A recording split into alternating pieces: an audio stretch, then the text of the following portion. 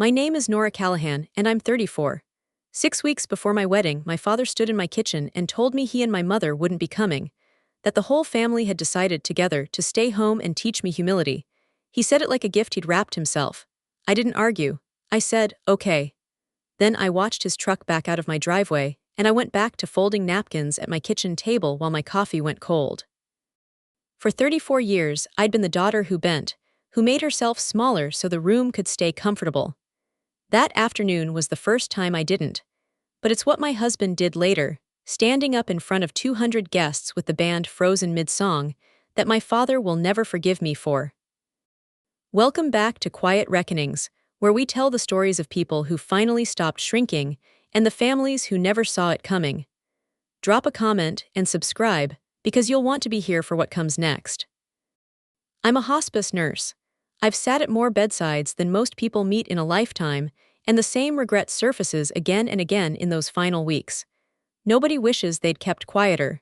They wish they'd stopped waiting for permission to exist out loud. I know how that sounds from someone like me, because keeping the peace was my whole personality. I was the one the family called car trouble at midnight, a ride to chemo, call Nora.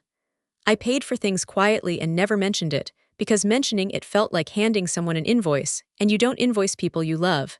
Give and never count. That was the rule I built my life on. Then Eli came along and broke the whole system without even trying. He's a furniture maker, the kind who builds pieces meant to outlast the people who buy them, and he looks at people the same way, checking quietly for where a joint might fail under pressure. He proposed in our kitchen with sawdust still on his forearms. No speech, just a small ring and a patience I didn't know what to do with. When I said yes, he just exhaled, long and slow, like he'd been holding his breath for months. We booked a venue on the lake, and the guest list climbed past 200 names before I made myself stop. 200 people who'd watch me get married. Out of all of them, the only two that made my stomach knot were the two at the very top of the list. Mom, Dad. I told myself that was ordinary wedding nerves. It wasn't.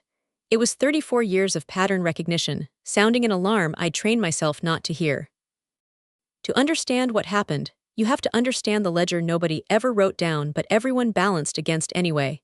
In our house, my sister Piper needed things, and I wanted things, and those were governed by entirely different rules. Piper needed a gap year, and my parents refinanced without blinking. I wanted community college instead of loans, so I paid for it myself and was praised for my independence. It took years to notice the trap hidden in that praise. When you're always the one who can manage, managing quietly becomes your permanent job, and nobody ever asks if you're tired. The pattern showed itself again at a Sunday dinner 2 months before the wedding. Piper was talking about a wellness retreat business she was launching, sound bowls, a waitlist, the works. My father sat at the head of the table, the family's judge and its weather. When I mentioned my wedding date, he set down his fork. Don't make it a whole production, he said gently. He always said things gently. That was his gift, handing you a blade and making you feel grateful for the handle. The best thing a person can carry through life is a little humility. My mother passed the potatoes and smiled at nobody. Piper laughed and called weddings expensive parties for insecure people. Everyone chuckled. I chuckled too, because that was my role, the good sport. I drove the 2 hours home in the dark and told Eli it went fine. He looked at me a long second. Fine, he repeated, like it was a word he didn't trust. Here's something I never told anyone, not even Eli, not for a long time. I had a picture in my head, October 11th, the lake gone gold, my father's arm steady under my hand as he walked me down the aisle. It was almost embarrassing how badly I wanted it. I'd spent my whole life not asking for things, and this was the one thing I let myself want out loud. We chose the 11th because that's the week the lake turns, and because it was my grandmother's birthday, the one person who ever told me I didn't have to earn my seat at the table. She died when I was 20. I booked the hall and let myself imagine 200 people watching my father hand me off like something precious he'd kept safe. That was the real stake. Not the flowers, not the dress, but belonging. Proof, in front of the whole town, that I was loved for existing and not just for being useful. My mother called that week, warm, asking about colors and cake.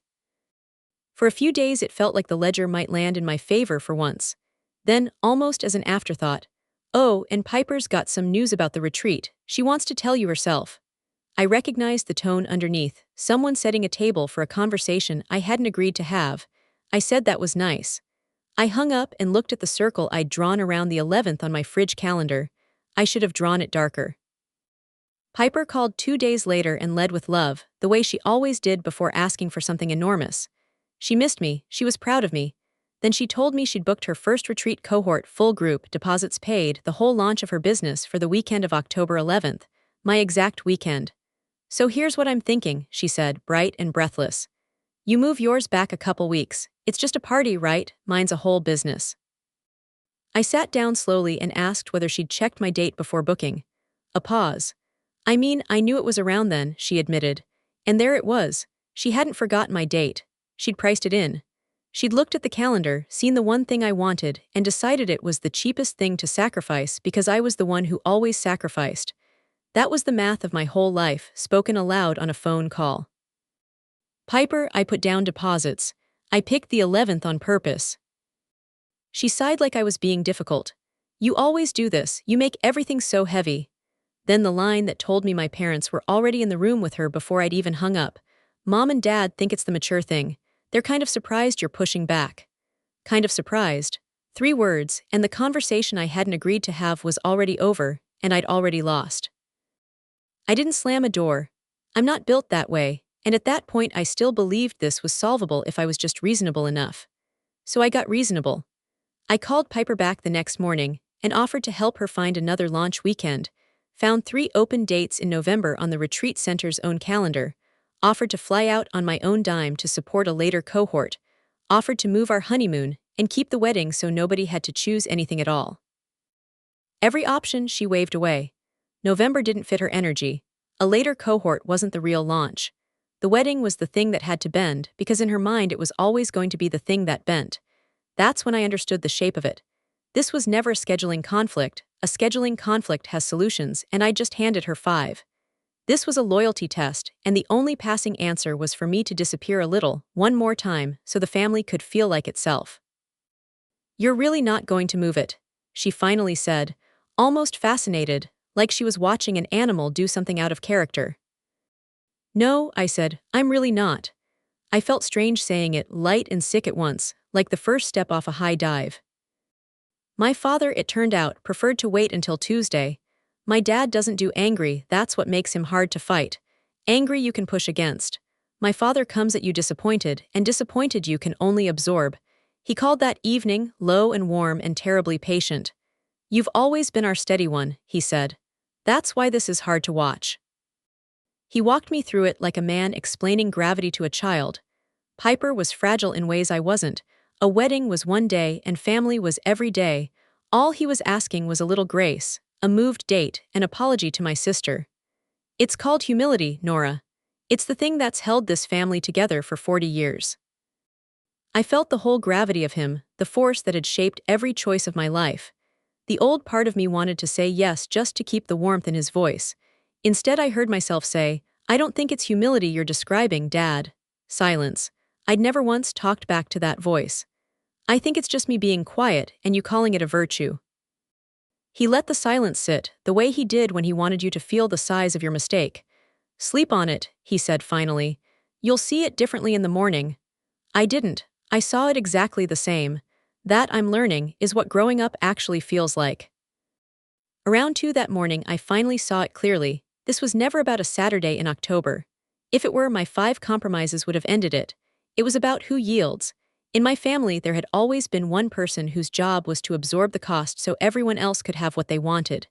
That person had been me so long that everyone, including me, had stopped seeing it as a choice. It was just physics. Water runs downhill. Nora moves. If I moved this date, I wouldn't be solving a problem. I'd be signing the same contract for the rest of my life, in front of the one person I was marrying. So I made a quiet decision that didn't feel dramatic at all, which is how the biggest decisions usually feel. I was keeping the date, not to win, just to stop being the family's shock absorber. If you've ever been called selfish for finally saying no, you already know the weight I'm describing. Stay with me, the part nobody in my family expected is still coming. Because keeping the date wasn't the end of the fight, it was the starting gun. Over the next 2 weeks, my family did what families like mine do best. They didn't yell, they organized. My aunt called to say she was worried about me, which is what my family says when they mean disappointed. A cousin I hadn't spoken to in a year hoped I wasn't letting a date come between me and blood. My mother called every few days, each call starting with cake and ending in a soft, tearful, "I just wish you'd think about your sister." The message was always the same, sanded smooth. Fold. We miss the version of you that folds. It's strange, being the target of a kindness campaign designed to erase you. Every voice gentle, every word concern, and underneath it all, one instruction repeated in a dozen loving accents. Make yourself small again, and we'll make all this discomfort go away. I let the calls go to voicemail, not spite, survival. Eli never told me what to do. He just made sure I wasn't alone while I figured it out. The moment that finally hardened something in me came by accident, the way the worst truths usually do. Piper, venting on a call, let it slip that our parents had given her $22,000 to seed the retreat business. I laughed one short, surprised sound, because the math was so clean it was almost funny.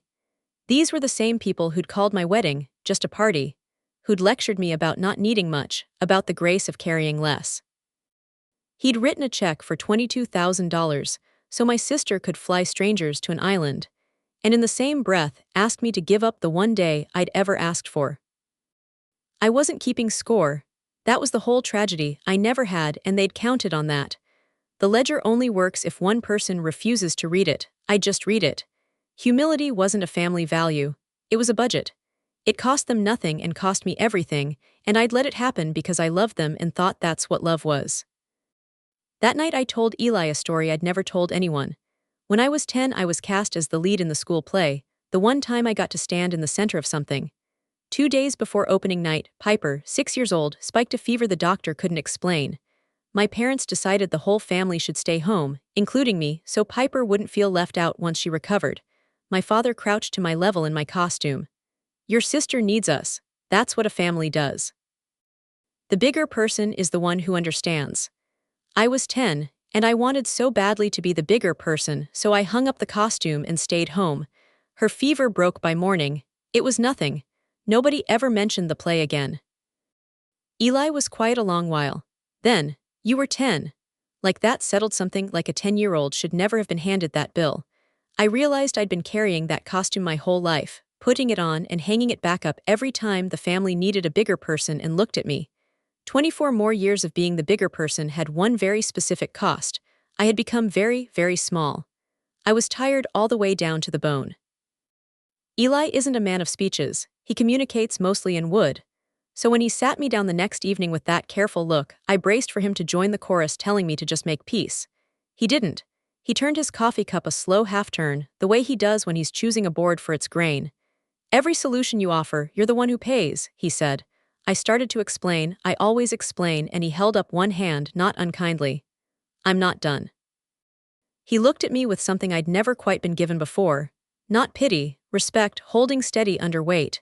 "You can do whatever you decide. I'll stand next to any of it, but I need you to hear one thing." He put his hand flat on the table between us. "You don't owe them a smaller life." One quiet sentence, and my throat closed. Nobody had ever said that to me. My whole life had argued the opposite. I didn't answer. I couldn't. I just sat there while 34 years rearranged themselves in the dark of our kitchen. I'd like to say that clarity made everything easier. It didn't. It just made me a clearer target. Piper, sensing she was losing the scheduling war, changed weapons. She started telling the story, not to me, to everyone else. At a baby shower I didn't attend, she cried about her big sister choosing a party over flesh and blood. She posted something vague online about learning that some people always put ego over family, and 40 relatives knew exactly who she meant. Within a week, I'd gone from the reasonable sister with 5 compromises to the V. Elaine of a story I wasn't allowed to narrate.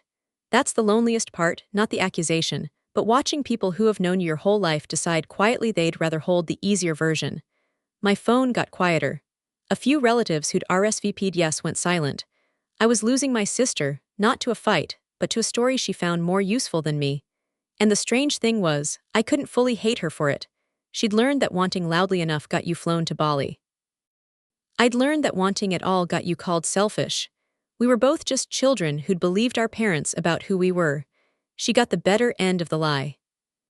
About 9 weeks out, I sat down with our wedding planner, Marla, a no-nonsense woman who'd seen every kind of family in every kind of hall.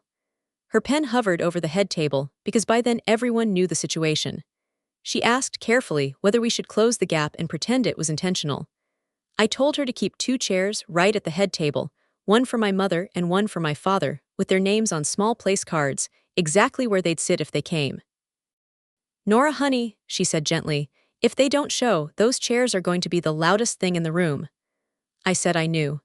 Keep them anyway, I told her, because even after finding my spine, some 10-year-old part of me still believed leaving the door open might be the thing that finally brought him through it.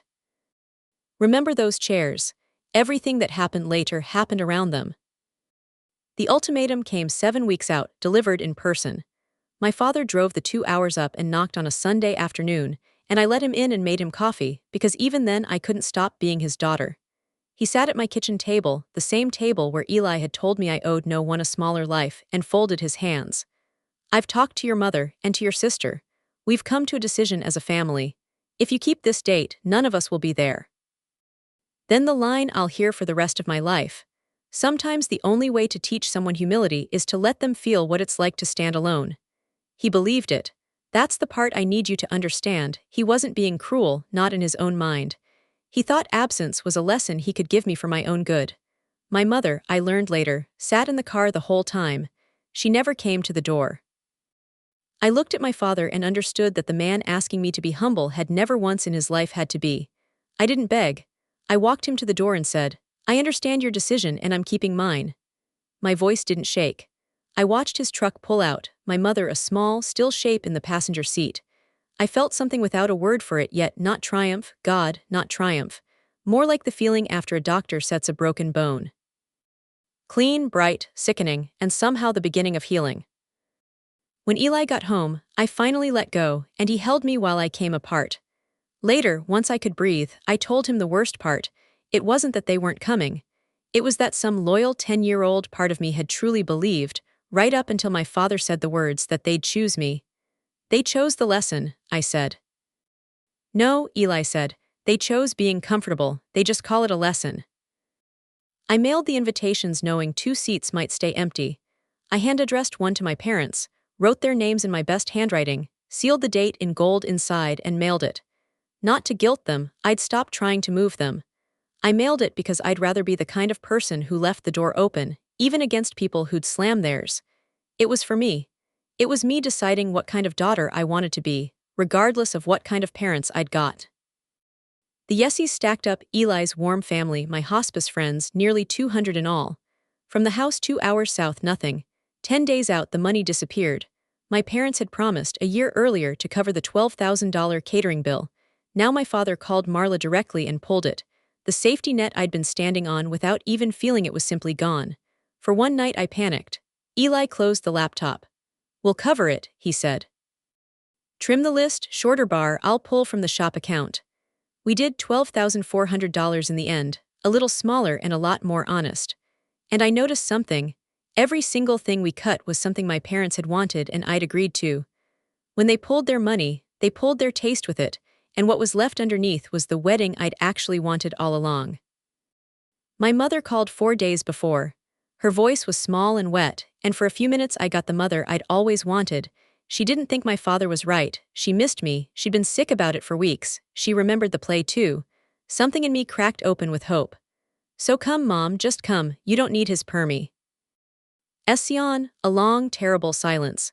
You know I can't, she finally said. If I came, it would be a whole thing. She'd rather sit in an empty house 2 hours away than cause one hard afternoon. She agreed with me completely, and it changed nothing, because agreeing had never once been the same as showing up. I understood then that my mother wasn't a secret ally to rescue. She was a warning about who I'd become if I kept folding. I told her I loved her and meant it, and hung up knowing the last person who might have crossed the line had just gently, tearfully, chosen not to. My father made his last move the night before, calling at 9 while I stood on the porch.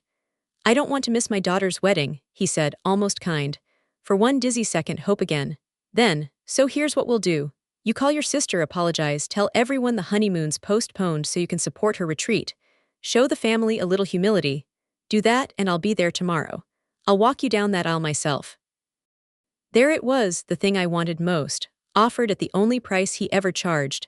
Make yourself small and you can have the love. Dad, I said, my voice so steady it scared me, I would give almost anything to have you walk me down that aisle. But not that. Not an apology I don't owe for wanting one day that was mine. Silence. Then you've made your choice, he said, cold now. I've made mine, I agreed, and hung up and sat on the cold porch step and let the old life end. The morning of October 11th came up gold over the lake, exactly the way I'd pictured it my whole life. I got dressed with Eli's mother and 2 nurse friends, laughing, the empty space where my mother should have been fussing with my veil left politely unmentioned. When it came time to line up, nobody wanted to ask who would walk me. Then Ruth stepped up, a hospice nurse who trained me a decade ago, 70 years old, tough as a boot. She took my arm without being asked. I've walked a lot of people through the hardest doors of their lives. Never done a happy one. Let's go. I laughed, and the grief loosened its grip just enough. Standing in that doorway, I realized I'd spent months mourning the people who wouldn't come and nearly missed the ones who would. My father wanted me to feel what it was like to stand alone. Standing in that doorway, I had never felt less alone in my life. I won't try to describe the whole ceremony, I remember it in pieces. Eli's face when I came through the doors, that same long exhale he'd given the night he proposed. The lake through the tall windows, gone gold, my grandmother's birthday. And the 2 empty chairs, visible even from where I stood saying my vows. I'd told Marla to keep them and she had, and she'd been right, they were the loudest thing in the room. I didn't regret it. They weren't a wound on display. They were the truth sitting in plain sight. I'd spent my whole life hiding the family's ugly math to keep everyone comfortable. Not that day. When the officiant said I could kiss him, I did, and 200 people stood up and roared. Not one of them was my father. And I was, against every prediction of my childhood, completely and unmistakably happy. The reception unfolded into warm chaos, string lights, a friend's band, barbecue we'd added when we cut the fancy caterer, 200 people who actually wanted to be there. Eli and I sat at the head table beside the 2 empty chairs, louder up close than ever. People noticed, glanced at the cards, glanced away. I felt the old pull to explain it all away, to smooth it over. I didn't. Leave them, I told Eli when he asked. I'd stopped hiding the math, and I wasn't starting again tonight. I had no idea that within the hour, the 2 people those chairs belonged to would walk through the doors at the back of the hall. It started as a shift in the room's texture. Heads near the back turned first, and the turning rippled forward like a wave. I looked up, and there in the open doors stood my mother and my father. For one foolish second my heart leapt, he came. Then I saw his face, and the leap died because I knew that face. No wonder in it, no apology. His eyes did the scanning thing they did at the head of the table, calculating leverage. He hadn't come to sit in a chair I'd saved. He'd come to collect. He must have heard the wedding was happening anyway, happy and full, and a man like my father cannot let a lesson go unlearned. He'd come to walk into the fullest room of my life and remind everyone whose approval it was still supposed to run on. My mother's eyes found mine, frightened and pleading. My father started toward the head table, and Eli stood up. Eli isn't a man who commands a room, he's the man who fixes the wobbly table without being asked. So when he rose, slow and easy, and gave his glass one clear ring, the whole hall turned, because a quiet man standing is somehow louder than a loud one. The band trailed off. Even my father. Halfway across the floor, slowed and stopped, because you can't keep striding toward a target once 200 people have turned to watch the groom. 200 guests went silent. You could hear the string lights buzzing.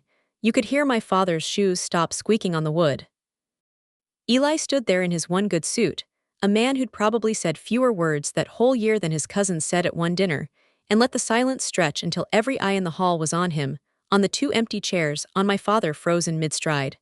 I didn't know what he was about to do. There was no speech in his pocket. He glanced down at me once, checking the way he checks a joint for load. I gave him the smallest nod, though I didn't know what I was agreeing to. Then he lifted his glass and began to speak. Most of you know me, he said. You know I don't talk much, so I'll only say this once. His voice was plain and level, and it carried to every corner because nobody dared breathe. I want to thank all of you for being here, 200 people on a Saturday for Nora. Look around because she still can't quite believe it. Soft laughter, and he let it fade. I need to tell you something about the woman I married. Nora was raised to believe love had a price, that to be worth it, she had to make herself small, ask for nothing, take up no room, be the one who yields so everyone else could be comfortable. My face went hot. He wasn't naming anyone. He was just telling the truth plainly, the way he'd tell you a board was cracked. She spent 34 years paying a debt she never actually owed, and I watched her try to pay it again these last few months, right up to the edge of her own wedding. He set his glass down and put his hand flat on the table beside the two name cards. So tonight, in front of everyone who loves her, I want to do something. His eyes were bright, his voice steady. I want everyone here to witness me settle her account, paid in full tonight. My wife does not owe this family a smaller life, not one more inch of herself, not ever again. The room rang with silence. Then Eli did the thing I'll love him for until I die.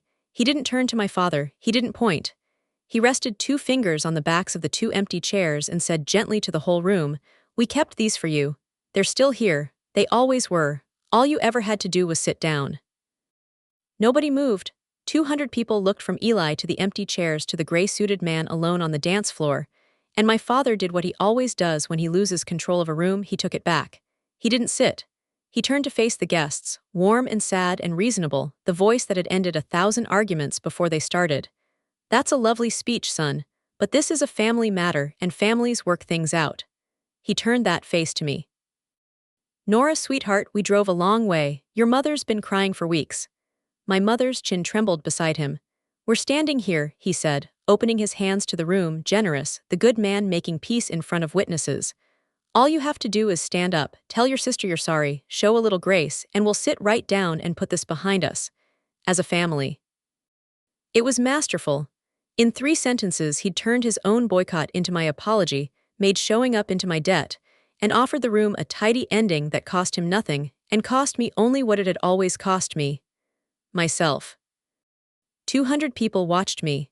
My father held out the old contract one last time, certain I'd been raised too well to refuse it. And I stood up.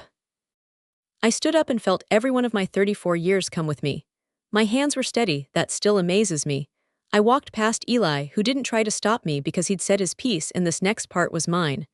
I crossed the quiet floor until I stood in front of my father, close enough to see his certainty. "Dad," I said gently, because I wasn't angry anymore. I'd gone all the way past it into something clear and calm. "Thank you for driving up. And thank you for everything you did give me. You worked hard my whole life, I know that." His face relaxed slightly. "But I'm not going to apologize." The relaxation stopped. "I didn't do anything wrong, I picked a date. I picked Grandma's birthday for a wedding I paid for myself to marry a good man. That isn't pride, Dad." I let the whole room hear it. "I'm not proud. I'm just done being small." I watched it hit him, not anger, he could have handled anger. It was the calm that undid him because calm was the one thing he had no lever for. "Those chairs are yours," I said, gesturing to them. "They've been yours the whole time and they still are. You can sit down right now as my parents, as my guests, and be part of this. I would love that more than you know." I paused. "But not as creditors, not with a price on the seat. You can come in as family or not at all. But you cannot come in as a bill." "Silence." "See," my father stared at me like a stranger wearing his daughter's face. In a way, he was the daughter who folded wasn't in that room anymore. I'd left her in a kitchen months earlier, drinking a glass of water in the dark. He held my eyes a long moment, searching for a lever, disappointment, warmth, guilt, 40 years of gravity, and found, one by one, that none of them worked anymore. When a man like my father runs out of levers, he has one option left. He leaves. "I didn't raise you to embarrass this family," he said, meant to land like a verdict. It just sounded like a man losing an argument he'd never once lost before. He turned and walked back toward the doors, certain he was teaching me a final lesson by removing himself. And here's the part I didn't expect, the part that still tightens my throat. My mother didn't follow him. She stood frozen between her husband's back and her daughter's face, and for one unbearable second the whole shape of both our lives hung in the balance. Then she took a step toward me. And another. She crossed the floor, crying freely, and said nothing, because nothing could fix 34 years at once. And she sat down in one of the 2 chairs. As a guest, as my mother. My father stopped at the doors when he felt her missing beside him. He looked back, and for the first time in my life I saw him genuinely, completely at a loss. He didn't come back. He walked out into the dark and drove home alone. I gained my mother in a chair. I lost my father in the same breath, probably for good, both at once. That's what it cost. For a second, the whole hall just held there. Then Ruth, afraid of nothing, lifted her glass and called out, "To Nora and Eli." And the room broke open, 200 voices, glasses raised, the band lurching back to life. My mother sat beside me and cried, holding my hand too tight, and one chair beside her stayed empty, and both things were true at once, and I let them be. Eli found my other hand under the table. We danced our first dance while the lake went dark outside the windows, and I felt a lightness I'd never known in 34 years, the feeling of not owing anyone anything, of having finally stopped paying a bill that was never mine. "You okay?" he asked. "No," I said. "And yes." "That tracks," he said. My father and I haven't spoken since. I won't pretend that doesn't hurt, because it does. Some ordinary Tuesday in the grocery aisle, I'll see a gray-haired man in a work jacket and forget for half a second. Piper still tells her version where I'm the villain, and some of the family still believes her, because it's the easier story to hold. My father, I imagine, still thinks he was teaching me something. Maybe, in a way I'd never admit to him he was. But the grip it once had on me is gone. My mother calls now, not as a peacemaker, just to talk the way a mother talks to a daughter. Small and real and earned. She's not the woman who crossed that floor every day, but she crossed it once. And once is where everything starts. Eli built us a table not long after, small, oak, big enough for the people who actually sit at it, with room to add a leaf someday. No ledger, no math, no bigger person and smaller person. Just chairs for people who come because they want to. That's the family I have now. Smaller than the one I was born into, the first one I've never had to shrink to fit. I sat with a dying man last week who told me his only regret was all the times he'd made himself smaller for people who never once made room for him. I thought about my father, and understood at last that real humility was never about disappearing so everyone else could be comfortable. It's about knowing exactly what you're worth, and gently refusing to accept a single penny less. That's my story. One date on a calendar, 2 empty chairs, and a word I finally handed back. If someone taught you that love had to be earned by disappearing, take this as your sign to stop paying. Share this with the person who needs to hear it. Drop a comment, hit subscribe, and I'll see you in the next one.